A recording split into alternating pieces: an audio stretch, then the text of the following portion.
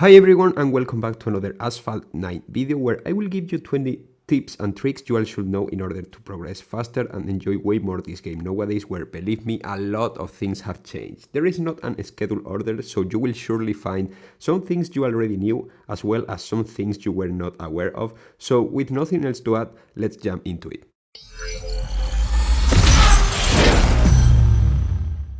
The first tip is an absolute classic, and nope, don't close the video yet because it's necessary for what it comes next.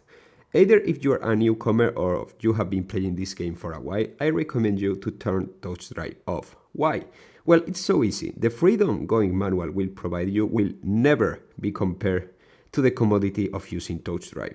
Moving to manual allows you to improve a ton your times taking routes the most optimal way and truly feeling the difference between all the different kinds of cars, and also allows you to avoid getting knocked down or losing speed unnecessarily. This being said, it's time to switch to something more technical, and it's useful for both manual and Touchdrive user, which is the RedNycto trick. It's a quite easy trick that allows you to keep a bit of your airspeed after landing. All you have to do is to tap the drift button once and immediately after the nitro button, and the drift and the nitro fast enough so you can retain a bit of your airspeed after landing and thus having an advantage against your rivals. This is quite useful, and I definitely think it's something everyone should be aware of due to the advantage it gives not only on multiplayer but of course in time limited events and the Clash as well. For the third trick, I have something that will allow you to get cars for free, which is sandbagging in Grand Prix. This is something that consists in trying to secure a spot in either tier 4 or 5 in the Grand Prix, where the best players of all the rounds get a granted key of the Grand Prix car. All what you have to do is, first of all, set a bad time in the practice round as soon as the Grand Prix appear. Don't improve that time or you will face higher tiers once you qualify. So once your qualification runs start, try to do the lowest time possible. And if you see it's hard to do so because your rivals maybe are setting good times, wait for the second round of the qualifiers and try to qualify with a bad time there. That way you will be able to end in a lower tier where you will be able to do better times without the risk of facing stronger players. Unless, of course, that you face another use doing sandbag with a higher stars car.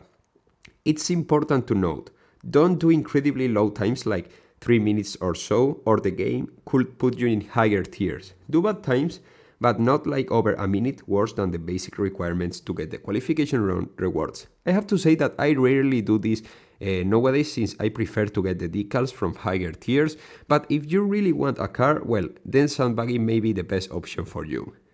I have seen people asking aloud about the following tip in the community, and despite I have mentioned it in several of my previous videos, I will go once again. If you're a beginner, try to unlock daily events as soon as possible, playing career of course, and then play daily events on a daily basis.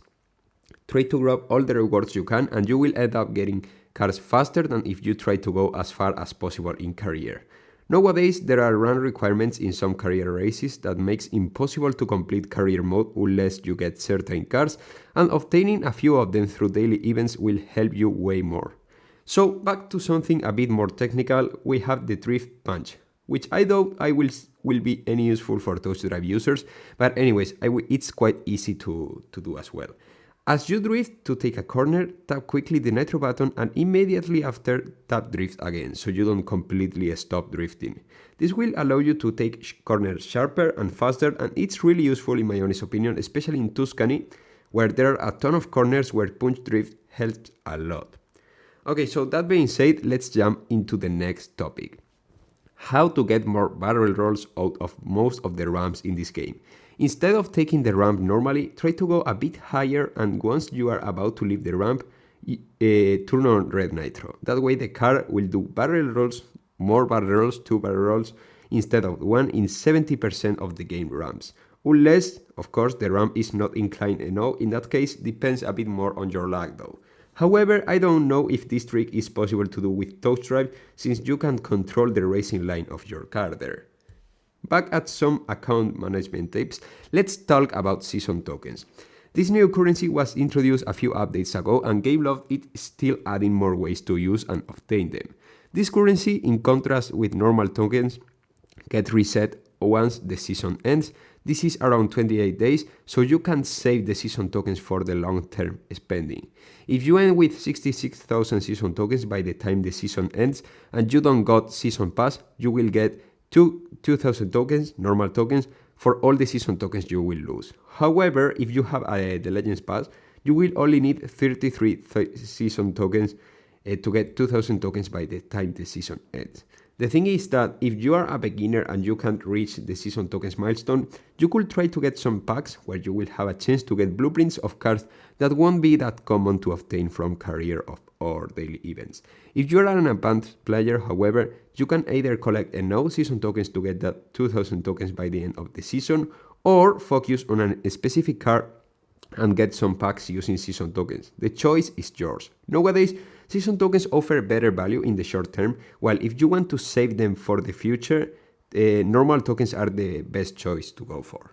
I have recently seen a video where Touchdrive users managed to do this trick in certain tracks, but the truth is that floaty drifts are a feature widely used among the most skilled manual players. All you have to do is to do a 360 in the opposite direction of the corner you are about to take, and then press and hold drift. That way your car will hold better speed than if you just do a normal drift. But you need to keep in mind that not all cars are floaty. I will give you a more detailed video about the floaty drift in the description in case you want to masterize this trick. A basic thing I used to ignore at my beginnings is the fact that this is not Asphalt 8. You don't have to burn the nitro you have right at the beginning of the race. In most of the cases, it's just better to hold it for a bit longer so you can accelerate faster than your rivals.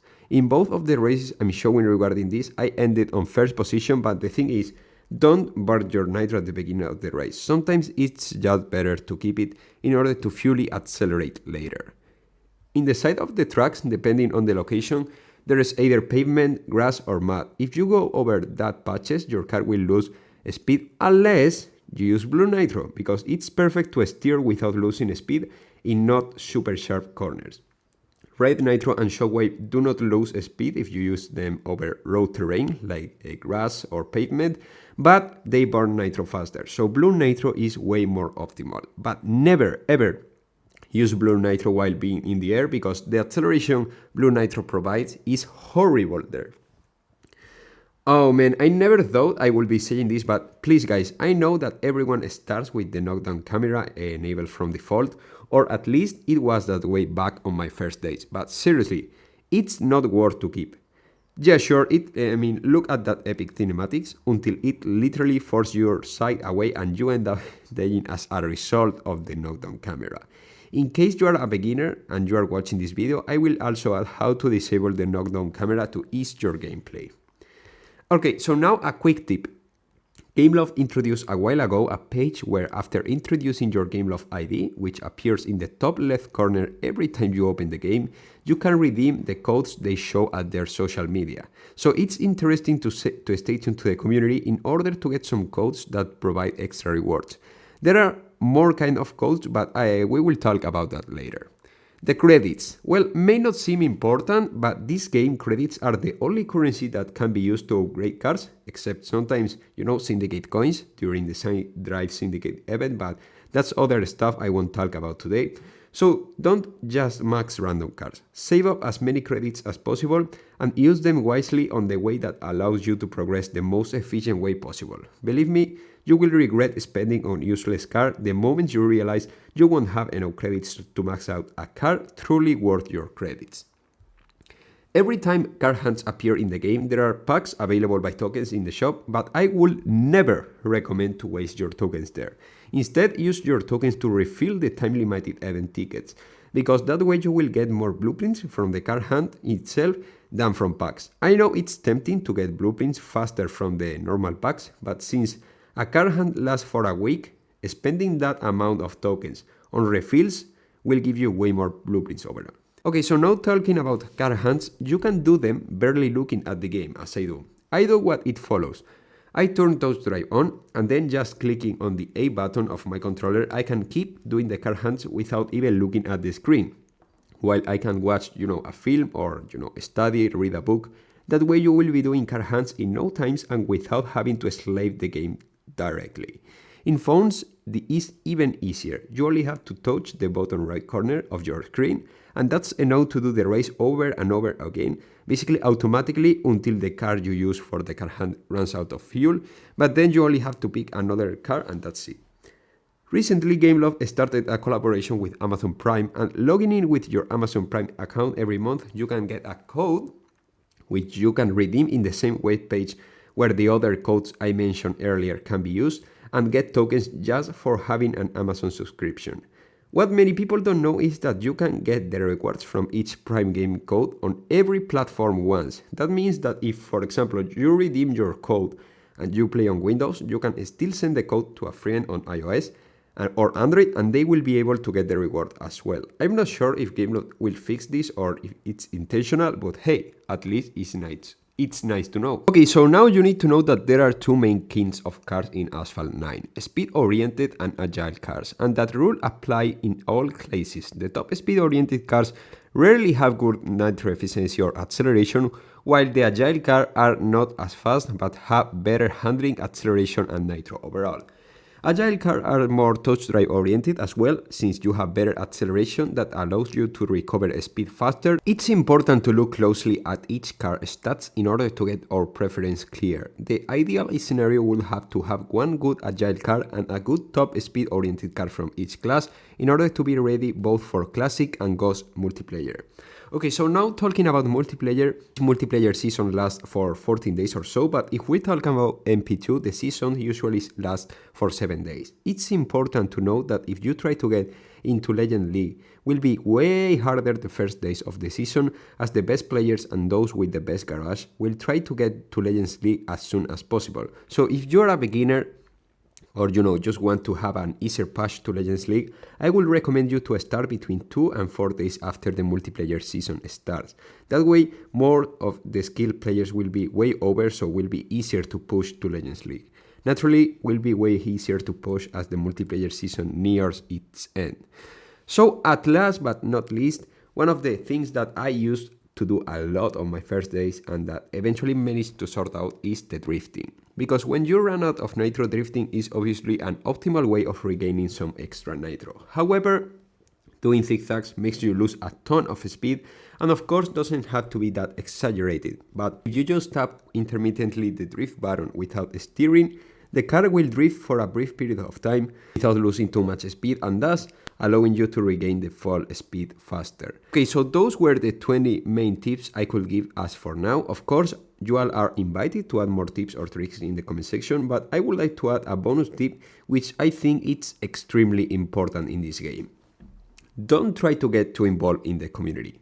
Aside from the Asphalt 9 official server, where obviously it makes sense to stay in order to get, the updates and the codes and that stuff, I would not recommend to join community groups in Facebook, Discord and that stuff. Just giving my honest opinion, you are not missing a huge deal and what you get will never be what you expect.